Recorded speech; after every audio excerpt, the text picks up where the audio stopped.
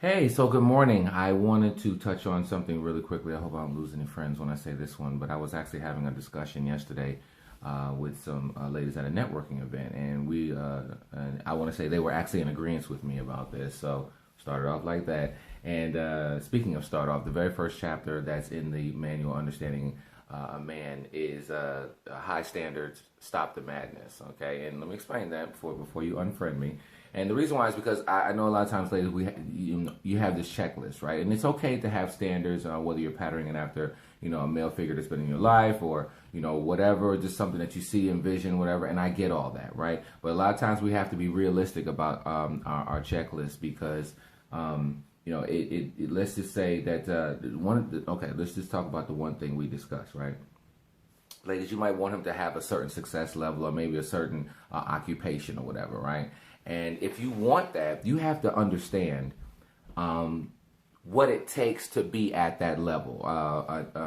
One of the men that's in the panel is Trey Barnett. He actually speaks towards this. He was just like, I noticed that women want this man that's to be at a certain success level from maybe an entrepreneurial perspective or just occupation as a whole. But at the same time, you might want him to have all this time to be around you. And that does not match up. Okay, for example, let's just say you have an entrepreneur. So this guy is on his grind. He's shaking, moving, being here, being there.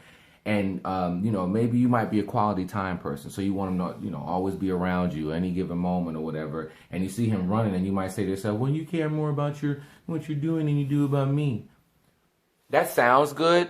And it's not that I'm not trying to say that a man's not supposed to spend time with you. I'm saying that, ladies, one of the things that will probably help you as you're waiting for that blessing to be brought to you, let me advise you that if you want a man to be at a certain success level, my advice to you is to go be at that same success level. Because what's going to happen is that you're going to understand in your plight to get there, you're going to understand what it takes to be at that level. So maybe if he happens to miss something here and there, whether it's time with you or it might actually be sometimes time with the family. Let's just be real. And it's not that he shouldn't be spending that time with you. It's not that you shouldn't be afforded that.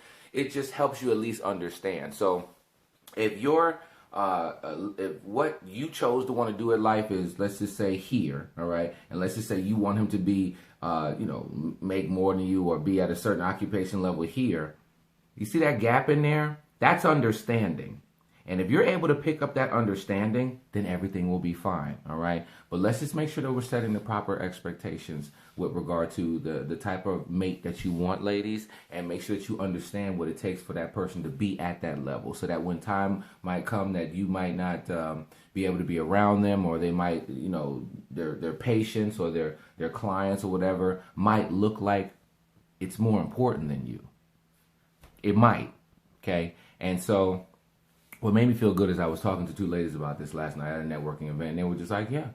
I mean, that's a tough message, but yeah. So I wanted to come here and share that because I when I hear ladies talk about wanting a man at a certain success level, it's great. You want that? Fine. Make sure that you understand what it actually took for him to get there, and that will help you understand your man just a little bit more and kind of give you another tool for a lasting relationship. Have a great weekend.